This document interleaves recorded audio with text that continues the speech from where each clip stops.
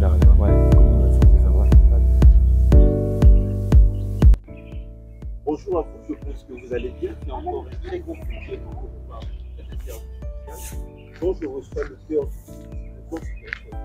En fait, nous allons aborder plusieurs questions avec la même vision de spontanéité des créations de dont je suis là mon invité, qui est l'auteur du livre Le Don Spirituel. Bonjour. Bonjour frère Stéphane. Comment la santé? Ça va très bien, j'espère que vous aussi. Oui, très bien, merci. Déjà, je tiens à te remercier pour le temps agréablement accordé et aussi d'avoir accepté mon invitation. Merci, en tout cas c'est un privilège et un honneur de pouvoir participer à ce moment sur votre chaîne YouTube. Très bien, donc dans cette vidéo, on va essayer un peu de tourner sur plusieurs tables. On va parler sur plusieurs thématiques. Donc je vous invite bien de vous installer parce que dans cette vidéo, vous allez découvrir des questions ou bien les attentes que vous avez vraiment envie de découvrir concernant ce livre très spécial qui est Le Don Spirituel. Voilà l'auteur du Don Spirituel. Premièrement, tu vas te présenter pour les personnes qui ne te connaissent pas. Donc comme vous l'avez dit tout à l'heure, je suis Darlin de prénom et Maganga de nom. J'ai étudié l'économie de l'environnement et je suis aujourd'hui je travaille dans le cadre de l'entrepreneuriat, de l'auto-entrepreneuriat. J'ai des activités avec des étudiants, des activités personnelles et voilà, donc c'est plus ou moins ce que je fais actuellement. Voilà, le don spirituel, c'est une thématique vraiment épatante. Est-ce que c'est inspiré de Dieu ou bien c'est juste la tendance actuelle vu que les gens aiment la spiritualité, aiment le don? Je parlerai de ça. Alors, basiquement, il faut dire que je suis chrétien. Donc, en tant que chrétien, la grande partie des choses que je fais, sinon tout ce que je dois faire en principe, doit être inspiré de Dieu. À plus forte raison, l'écriture d'un livre sur la foi chrétienne mérite d'autant plus d'être inspiré de Dieu. Donc, ce livre, effectivement, n'est pas juste le fruit du hasard, n'est pas juste le fruit d'une réflexion humaine, mais c'est le fruit d'une révélation, le fruit d'une conviction, d'une parole qui a été donnée par le Seigneur. Alors, quel est ton but dans ce livre? Quand lorsque le bon Dieu t'a inspiré pour parler de ce livre, quelles étaient tes ambitions? Qu'est-ce que tu attendais pour la foi chrétienne? Alors déjà, je pense que dans le titre du livre, le but principal est énoncé. Comme vous voyez par exemple sur la couverture, c'est écrit les dons spirituels, mais le titre ne s'arrête pas là. Il y a une autre mention plus bas où c'est écrit sortir de l'ignorance des dons spirituels. En réalité, si le Seigneur a permis que je puisse écrire ce livre, lorsque le Seigneur a mis ce fardeau en moi, c'était dans le but de permettre à plusieurs chrétiens de sortir de l'ignorance des dons spirituels. Parce que le constat que j'ai fait, c'est que plusieurs chrétiens sont dans l'ignorance au sujet des dons spirituels. Ils ne comprennent pas bien de quoi il est question et du coup, ça fait qu'ils sont plus ou moins perdus dans le domaine de la spiritualité parce qu'ils ne comprennent pas. La Bible déclare en effet que mon peuple périt parce qu'il lui manque de la connaissance. Et le manque de connaissance, c'est ce qu'on appelle aussi l'ignorance. Donc, ce livre vient justement pour essayer du mieux ou autant que possible de faire sortir les chrétiens de l'ignorance des dons spirituels. Quel est le contenu qu'on peut retrouver dans le don spirituel? Comment tu peux résumer en fait ce message pour des personnes qui souhaitent vraiment en procurer du livre? Qu'est-ce qu'ils peuvent attendre réellement de ce livre-là, les personnes qui n'ont pas encore pu en procurer? Ok, déjà pour toute personne qui souhaiterait se procurer qui a ce livre ou qui va lire ce livre dans la suite des temps, il y a une chose certaine, c'est que le Seigneur permettra que cette personne soit éclairée sur les dons spirituels. Le Seigneur permettra que cette personne puisse elle-même, si elle le désire, rentrer dans la manifestation des dons spirituels. Parce que au-delà d'avoir des informations intellectuelles, au-delà d'avoir plusieurs versets bibliques sur les dons spirituels, l'objectif aussi de ce livre, c'est d'amener les chrétiens à manifester les dons spirituels. Donc, les uns et les autres vont avoir des questions auxquelles ils n'ont pas de réponse, mais aussi ils vont aller à un autre niveau dans la manifestation. Et ceux qui ne manifestent pas encore vont certainement rentrer dans la manifestation des dons de l'esprit. Voilà, je tiens à vous préciser que si vous avez des interrogations suite à la lecture de ce livre qui est Le Don Spirituel, n'hésitez pas à laisser juste un commentaire. Et aussi, pour commander ce livre, le livre est disponible sur Amazon. Ouais. Et bien évidemment, pour des personnes qui sont au Maroc, de toute façon, je vous mettrai les coordonnées de l'auteur juste en bas de la vidéo, dont vous aurez l'occasion de le contacter directement pour des interrogations. Ou encore, si vous ne retrouvez pas des questions ou bien des attentes dans cette vidéo, n'hésitez pas à nous laisser des commentaires, non seulement des critiques, pas seulement des critiques, parce que beaucoup de personnes se basent sur les critiques. Et aussi, l'auteur a besoin de vos encouragements, ça fait toujours du bien. N'hésitez pas de laisser des encouragements juste au niveau des commentaires ou bien aussi des interrogations parce que ça sera avec plaisir que nous puissions aborder plusieurs thématiques ou bien avoir encore une autre interview pour parler de plusieurs choses. Alors, quels sont les défis que tu as rencontrés dans la mise en place de ce livre? Alors, il faut dire que lorsque j'ai écrit ce livre,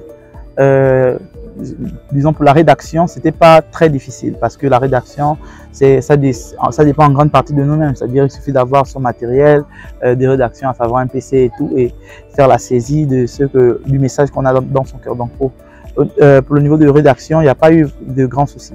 Mais c'est plus au niveau de la publication que j'ai rencontré des difficultés parce que je cherchais une maison d'édition qui pouvait me permettre d'avoir un prix correct pour tous ceux qui sont ici au Maroc. Mais je n'ai pas trouvé ce qui me convenait. Et aussi, j'ai rencontré des difficultés dans la conception de la couverture parce que j'avais du mal à expliquer plus ou moins aux personnes qui devaient faire la couverture, comment cela devait se passer. Du coup, j'étais obligé moi-même de faire la couverture. Quelle autre difficulté j'ai pu rencontrer? C'est au moment d'acheminer le livre ici au Maroc, parce qu'il faut dire que le livre a été imprimé en Europe. Donc, pour acheminer le livre ici au Maroc, ça a été un peu difficile. Ça m'a pris quand même plusieurs semaines pour trouver des personnes, ou disons pour trouver des agences qui pouvaient transporter le livre en temps, en heure voulu. Donc voici plus ou moins les défis que j'ai rencontrés lorsque j'ai eu à concevoir ce livre. Alors la question qui se pose, pourquoi tu as trouvé mieux d'aller imprimer ça en Europe? Est-ce qu'ici en Afrique ou bien au Maroc, il n'y a pas de moyens agréés ou bien c'était juste le choix personnel? Alors il faut dire que le moyen que j'ai utilisé, c'est l'auto-édition. En fait, il y a généralement deux grands moyens de publication des livres. Soit on publie un livre en étant en collaboration avec une maison d'édition, soit on publie en auto-édition. Sauf que moi, j'ai pas publié dans une maison d'édition. Si j'ai publié dans une maison d'édition ici au Maroc, le livre serait certainement imprimé au Maroc. Sauf que j'ai travaillé en auto-édition sur des plateformes en ligne, et ces plateformes en ligne leurs imprimeries sont principalement dans les pays d'Europe, et c'est pour ça que le livre a donc été imprimé en Europe. Alors concernant le prix que tu as fixé pour la vente de ces livres, quels étaient les critères ou bien comment est-ce que tu as fixé ce prix-là? C'était à base de quoi? Après avoir rencontré des défis et autres, le livre est maintenant à la portée. C'était à base de quoi que tu as fixé le prix du livre? Alors il faut déjà dire que le livre est à 100 dirhams seulement, en disant prix de l'auteur, c'est 100 dirhams. Mais le livre ne va pas toujours être vendu par l'auteur. Le livre sera vendu à un moment donné par des librairies. Et les librairies vont appliquer leur prix. Alors lorsque j'ai eu à fixer le prix, j'ai essayé de consulter des professionnels. Et les professionnels m'ont fait savoir que 100 dirhams, ce n'est pas un bon prix pour ce livre. Ils m'ont dit qu'il faudrait que je le vende à beaucoup plus que 100 dirhams. Et vu que l'objectif pour moi, lorsque j'ai écrit ce livre, n'est pas de gagner de l'argent principalement. L'objectif est de transmettre la connaissance. Et je sais qu'il est très facile pour une personne d'acheter un livre à 100 dirhams que d'acheter un livre, par exemple, à 120 dirhams, parce qu'il va sortir en quelque sorte de billets de banque 100 dirhams et 20 dirhams. Donc, c'est déjà un élément qui m'a permis de réfléchir pour fixer ce prix. Aussi, bien entendu, même si on ne va pas gagner de l'argent, on ne va pas aussi perdre de l'argent. Donc, ce qui m'a permis aussi de fixer le prix, c'est le fait de prendre toutes les charges, c'est-à-dire les charges d'impression, les charges de transport pour pouvoir fixer le prix. Il est important de signifier que les charges de transport peuvent varier d'une agence à une autre. Et voilà, pour ceux qui font souvent l'import-export, vous pouvez savoir plus ou moins quels sont les prix lorsqu'on veut envoyer des colis de l'Europe vers le Maroc. Et donc, ce prix, c'est vraiment un prix qui permet simplement de couvrir les charges d'impression et de transport de livres et de tout ce qui est autour, avec peut-être une toute petite marge. D'accord. Est-ce que tu es satisfait du résultat actuellement? Alors, moi personnellement, par rapport au travail que j'ai eu à faire, je suis satisfait en ce sens que le livre est là. Maintenant, la satisfaction sera beaucoup plus grande lorsque les uns et les autres vont lire le livre, pas acheter simplement le livre, mais vont lire le livre. Parce que mon objectif n'est pas que les gens puissent simplement acheter le livre, mais que les gens puissent lire le livre. Parce que c'est une chose que d'acheter le livre, mais c'en est une autre que de lire le livre. Parce que vous savez, il y a des gens qui achètent des livres, mais ils rangent les livres à la maison. Moi, je ne veux pas que les gens aient juste le livre en leur possession. Je veux que les gens lisent le livre afin que ce qui est dans ce livre puisse affecter leur vie et puisse transformer particulièrement leur vie chrétienne. Quel est l'impact du don spirituel dans la jeunesse africaine ou bien dans le corps du Christ?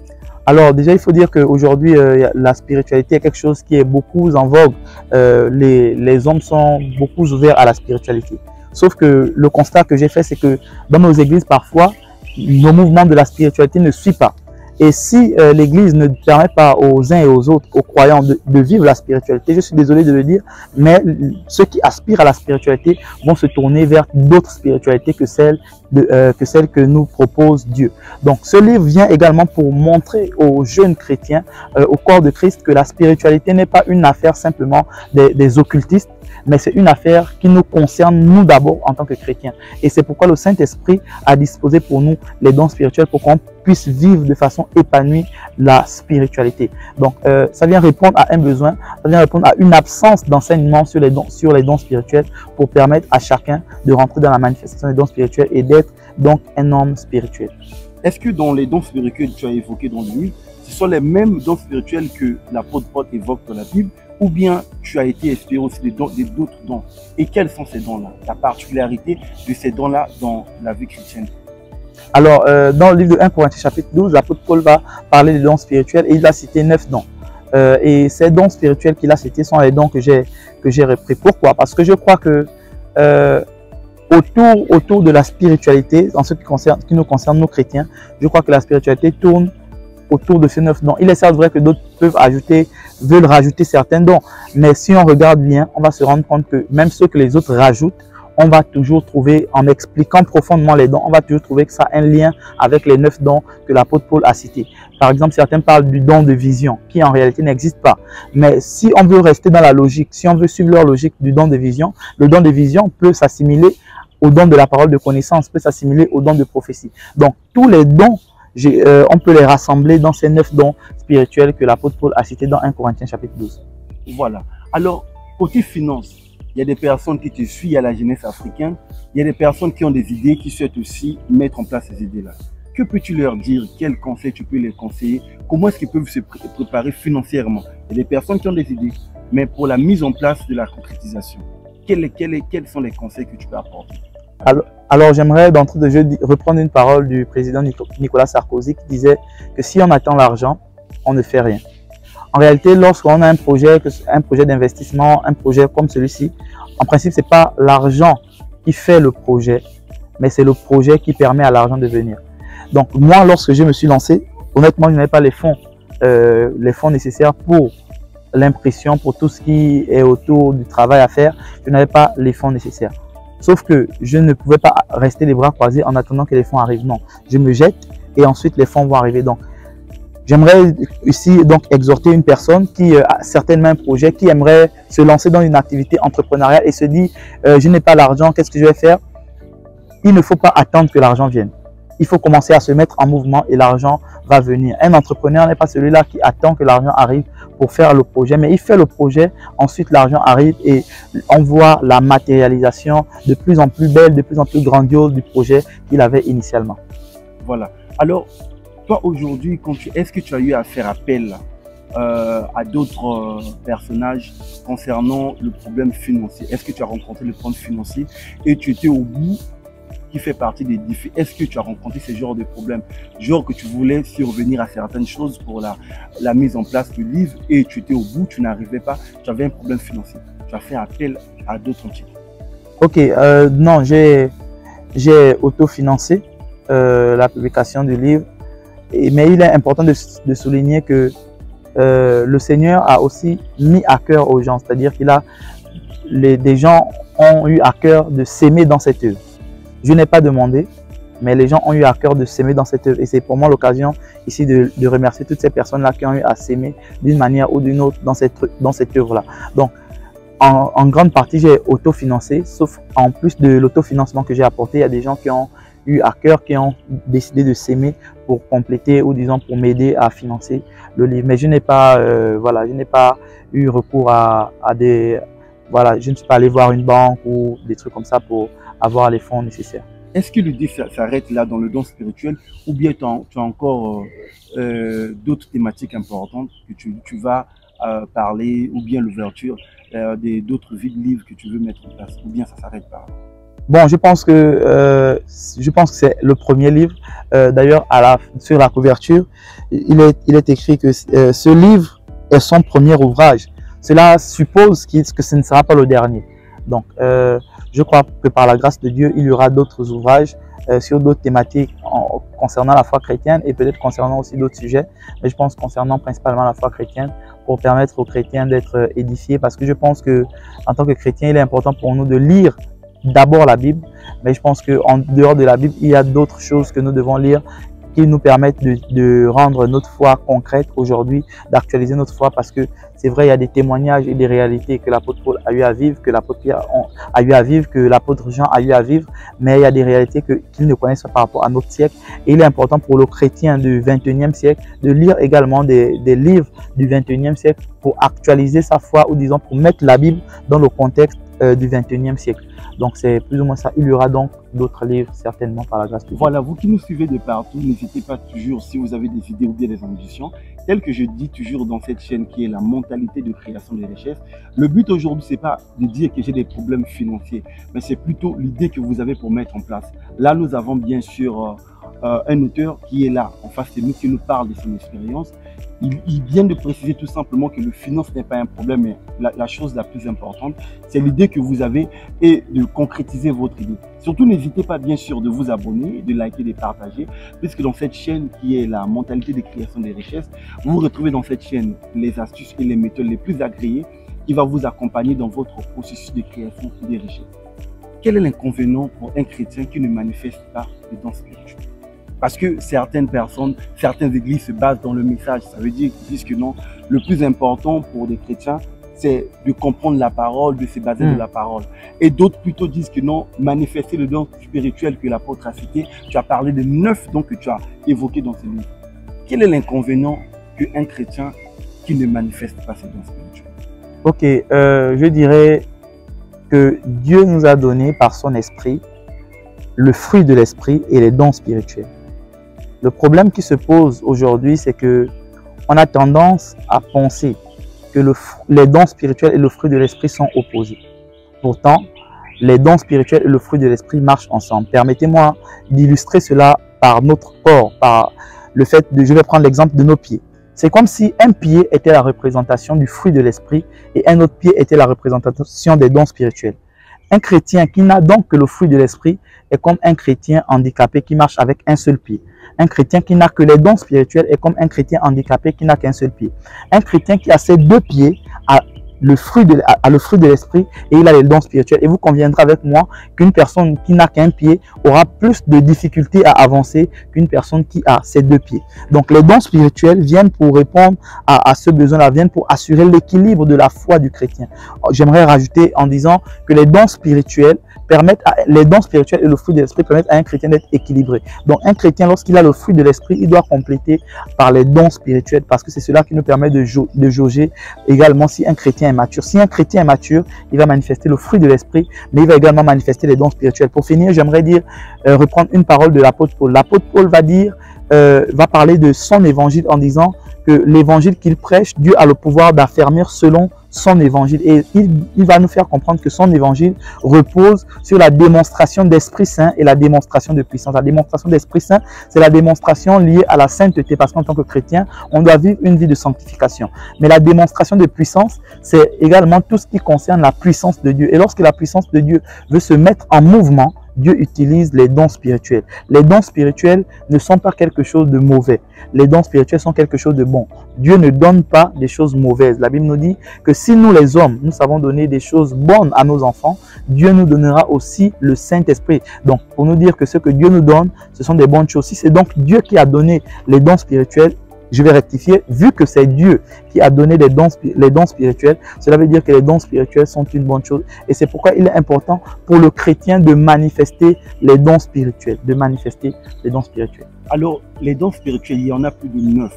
Est-ce qu'un chrétien peut contenir tous les 9 dons spirituels? Parce qu'il y a certains qui disent que non, moi par exemple, parmi ces dons spirituels, nous avons la prophétie. Alors d'autres disent que non, moi j'ai eu grâce d'avoir la prophétie, c'est bon pour moi. D'autres par contre disent que non, moi j'ai le don de miracle autre. Est-ce que penses-tu qu'un chrétien peut avoir tous les dons spirituels? Ou bien certains disent que non, moi j'ai eu le don d'enseignement étant docteur. Je me limite par là. Est-ce que tu penses qu'un chrétien peut aller au-delà de ça? Ok, déjà je dirais qu'un chrétien a obligatoirement au moins un don spirituel. Mais un chrétien ne peut pas avoir tous les 9 dons spirituels. Il peut certes manifester les 9 dons spirituels, mais il ne peut pas avoir les 9 dons spirituels. Mais la Bible dit que demander votre foi sera parfaite. Oui, oui. Si aujourd'hui quelqu'un demande à Dieu, la Bible nous oriente à demander à Dieu. Une personne qui veut avoir tous les 9. Donc penses-tu que non, c'est impossible? Oui, c'est pas possible qu'un chrétien ait les 9 dons spirituels. Même s'il demande à Dieu, au moment je vais m'expliquer. Il n'est pas possible pour un chrétien d'avoir les 9 dons spirituels, mais il peut manifester les 9 dons spirituels. Parce qu'il existe une différence. Voilà. Lorsque tu as un don spirituel, c'est-à-dire que c'est comme si c'était pour toi, c'est-à-dire que c'est un don qui est là en permanence. On manifeste quand oui, oui. C'est un don qui est là en permanence. Et donc, lorsque tu as un don, tu dois connaître les canaux par lesquels tu peux arriver à manifester ce don-là. Donc, c'est comme si en fait la manifestation dépend aussi en partie de toi. Mais lorsque tu manifestes simplement un don, cela veut dire que ça dépend en grande partie du Saint-Esprit et non plus de toi. Je donne un exemple. Si par exemple j'ai le don de prophétie, si une personne a un don de prophétie, c'est à cette personne-là de savoir comment activer son don de prophétie. Mais si une personne manifeste simplement le don de prophétie, cette personne n'a pas besoin de savoir comment activer. Au moment où le Saint-Esprit voudra qu'elle prophétise, le Saint-Esprit va mettre des paroles dans sa bouche. Maintenant, si je demande au Saint-Esprit, si par exemple, vu qu'on l'a dit, il y a 9 dons, si j'ai par exemple 8 dons spirituels, et que je demande le 9e don au Saint-Esprit, si le Saint-Esprit me donne le 9e don pour que ça devienne un don que j'ai, certainement il va retirer dans les 8 autres, il va retirer un don que j'avais. Mais il est possible de manifester les 9 dons, mais pas d'avoir les 9 dons. Pourquoi? Parce que si j'ai les 9 dons, je vais devenir comme un gourou et les choses vont tourner autour de moi. Et la Bible dira même, la manifestation de l'esprit est donnée à chacun pour utilité commune de façon... Donc, le texte nous fait comprendre qu'on a différents dons. On a différents dons. Pourquoi? Parce qu'on ne peut pas tous avoir les mêmes dons. Si on n'avait pas des dons différents, si on avait tous les mêmes dons, on ne devait pas avoir des dons différents, on devait avoir tous les mêmes dons. On va revenir sur un point vraiment qui est intéressant. Tu viens de dire que si un chrétien, il a 9 dons et qu'il demande, il a 8 dons, et s'il demande le 9e don, le Saint-Esprit va ôter dans les 8 qu'il a pour ajouter le 9e là. Ça vient de quelle base? Quelle base que tu tires cette idée-là ou bien cet argument pour des personnes qui nous suivent? À base de quoi? Pourquoi Dieu va enlever ça? Au moment où la Bible nous dit dans le livre de Psaume 82 que nous sommes des dieux. Si nous sommes des dieux, ça veut dire que nous représentons le bon Dieu. Le bon Dieu contient toutes ces choses-là. Un chrétien qui se dit que non, moi, Dieu en moi, l'espérance c'est la victoire. Donc je manifeste tous les 9 dons. Mais le frère Darlin arrive pour nous dire que non, le bon Dieu va ôter dans les 8. Moi, je ne veux pas que le bon Dieu ôte de ces 8-là. À base de quoi tu tires cette hypothèse? Déjà, j'aimerais parler de moi-même en disant ceci. Par la grâce de Dieu, il m'arrive de manifester les 9 dons spirituels. Mais je n'ai pas les 9 dons spirituels. Aussi, lorsque je regarde le témoignage des pères, je me rends compte que plusieurs ont eu à manifester les 9 dons spirituels, mais ils n'avaient pas les 9 dons spirituels. Parce que, comme je l'ai dit, il y a une différence entre manifester et avoir. Donc, je répète encore, vous pouvez manifester les 9 dons spirituels, mais vous ne pouvez pas les avoir. Vous ne pouvez pas avoir les 9 dons spirituels. Manifester, c'est le Saint-Esprit qui va vous accompagner. C'est de la même manière aussi, avoir les dons, c'est le Saint-Esprit qui va vous accompagner. Bon, moi, je me dis que je ne comprends pas trop la grande différence entre quand tu parles de manifester et avoir. Parce que tout se fait à base du Saint-Esprit. Quand tu demandes au Saint-Esprit, le Saint-Esprit te permet de manifester ses dons. Donc, c'est de la même manière aussi, c'est le Saint-Esprit qui va t'accorder ses dons. Je pense plutôt que tu dois m'éclaircir. Tu dois éclaircir par rapport à... donc, lorsque j'ai un don spirituel, certainement, je vais le manifester. Mais manifester un don spirituel n'est pas synonyme d'avoir ce don spirituel. Parce que comme je le disais, si j'ai un don spirituel, permettez-moi d'illustrer cela encore. Si j'ai un don spirituel, c'est comme quand vous avez ce livre. C'est à vous de décider de quand vous voulez, la page à laquelle vous voulez aller. Donc, si vous voulez, par exemple, aller à la page 10, vous n'avez qu'à ouvrir et aller à la page 10. Maintenant, ça, c'est quand vous avez le don. Maintenant, l'image de quand vous manifestez un don, c'est que, par exemple, le Saint-Esprit va ouvrir à la page 39 et il va vous montrer. Donc là, en fait, vous voyez, je ne sais pas si vous voyez la nuance. Donc, le don, quand vous l'avez, c'est à vous de le mettre. Vous pouvez donc décider de vous-même de le mettre en mouvement. parce que vous avez déjà le Saint-Esprit en vous, vous pouvez décider vous-même de mettre le don en action. Mais quand vous manifestez juste et que vous ne l'avez pas, il faut nécessairement que le Saint-Esprit vous propulse pour pouvoir manifester le don. Donc, je récapitule. Lorsque on a un don spirituel, le fait que ce don se manifeste dépend aussi de nous. C'est-à-dire que même si le Saint-Esprit ne nous a pas activés, nous-mêmes, on peut arriver à manifester le don. Si j'ai un don de prophétie, même si le Saint-Esprit ne m'a pas donné une parole prophétique, il est possible donc que j'élève mon esprit à cause du don et que j'arrive à prophétiser. Parce que le don, je l'ai. Mais si je n'ai pas le don de prophétie, j'aurais besoin que le Saint-Esprit soit à la base de la parole prophétique que je vais donner. C'est-à-dire que j'aurais besoin que le Saint-Esprit me parle nécessairement pour que je puisse prophétiser. Le parler en langue, c'est un don qui fait partie des dons. J'ai connu un frère qui me disait que j'ai demandé à Dieu que je puisse parler en langue. Et un jour, Dieu m'a fait grâce, j'ai commencé à parler en langue. Comment savoir si le don, c'est juste pour manifester ou bien le bon Dieu t'accorde ce don-là? Une personne qui parle par exemple en langue, il parle en langue. Comment est-ce qu'il va savoir que c'est un don qu'il a ou bien il manifeste tout simplement? Ok, très bonne question. Au sujet du parler en langue, déjà, il faut dire qu'il y a une très grande confusion sur le sujet. Parce que dans nos églises, par exemple, plusieurs personnes prient en langue. Mais la prière en langue n'est pas le don de parler en langue. Il y a une différence donc entre le fait de prier en langue et le fait d'avoir le don de la diversité des langues. Parce que le don de la diversité des langues n'est pas donné pour la prière. La prière, il y a ce qu'on appelle la prière en langue. Donc, quand on donne un sujet de prière, on peut prier en langue. Mais le don de la diversité des langues n'est pas donné pour la prière, mais il est donné pour transmettre un message. Donc, lorsque on a le don de la diversité des langues, ce don a besoin d'être accompagné du don d'interprétation des langages. Pourquoi? Parce que lorsque je dis un message en d'autres langues, il faut donc que ce message soit interprété pour que l'auditoire puisse comprendre le message. Donc, ça, c'est le don de la diversité des langues. Mais maintenant, lorsqu'il s'agit de la prière en d'autres langues, cette prière n'a pas besoin d'être interprétée.